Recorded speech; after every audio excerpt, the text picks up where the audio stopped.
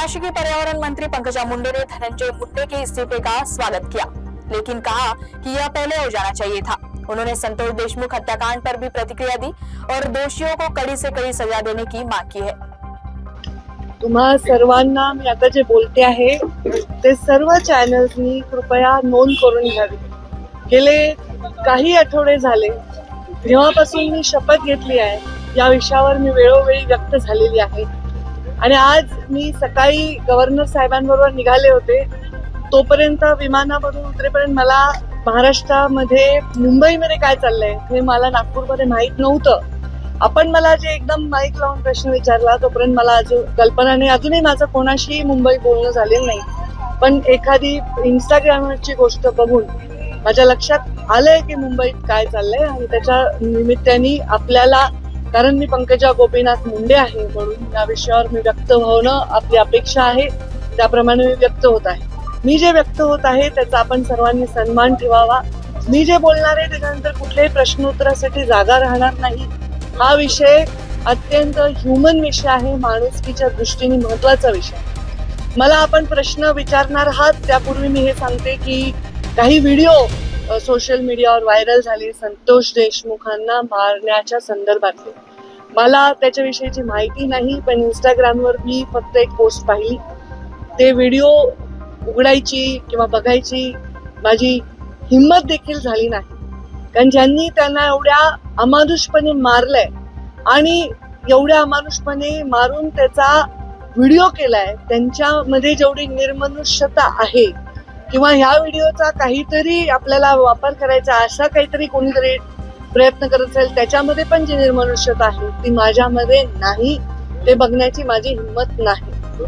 संतोष देशमुखांच्या हत्येनंतर मी पहिल्यांदा मुख्यमंत्री महोदयांना पत्र दिलं होतं आणि 12 डिसेंबरला मी याच्यावर संपूर्ण भाषण माझं आपण पहा ऑनलाईन आहे, मी व्यक्त झालेली आहे। आता यामध्ये कोण आहे काय नाही, कोण इन्व्हॉल्व आहे, कोणाचा हात आहे हे केवळ आणि केवळ तपास यंत्रणेलाच माहिती आहे। त्यामध्ये कुठलाही हस्तक्षेप मी करण्याचं कारण नाही। एवढं मात्र नक्की सांगते की ज्या मुलांनी ही हत्या केलेली आहे त्या मुलांच्या मुळे समस्त राज्यातील समाज ज्यांचा काहीही दोष नाही तो सुद्धा मान खाली घालून गंभीरपणे वावरत आहे। खर तर त्या समाजाची जी मुलं आणि ज्याची हत्या झाली त्याची एवढी निर्घृण हत्या झाली त्यामुळे तो समाज एका आक्रोशात वावरत आहे।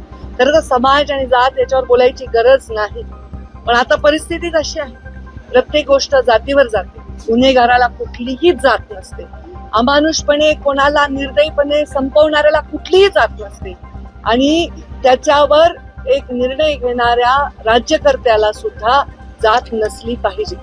जेव्हा या खुर्चीवर आम्ही बसलो, मी बसले तेव्हा मी एक शपथ घेतलेली आहे, आमदारकीची शपथ घेतलेली आहे। कुठलाही ममत्व भाव न बाळगता, कोणाविषयी कसलाही आकस किंवा द्वेष न बाळगता काम करायला पाहिजे यावर मी ठाम आहे।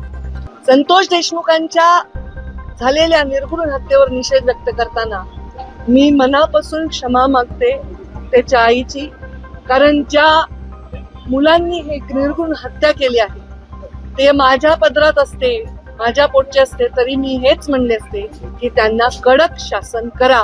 याच्या पलीकडे कोणताही राजकीय नेता, एखादं व्यक्तिमत्व कोणीही भाष्य करू शकणार नाही।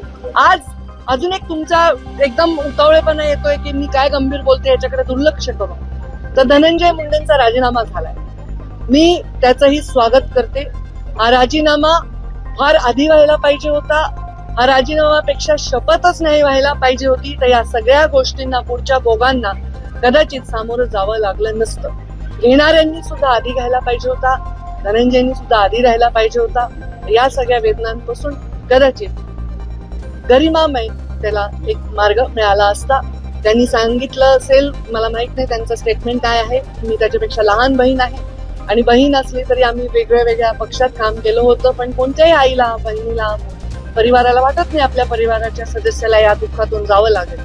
पण जेव्हा आपण खुर्चीवर बसून विचार करत असतो तेव्हा आपण राज्याच्या प्रत्येकाचा सारखा विचार केला पाहिजे।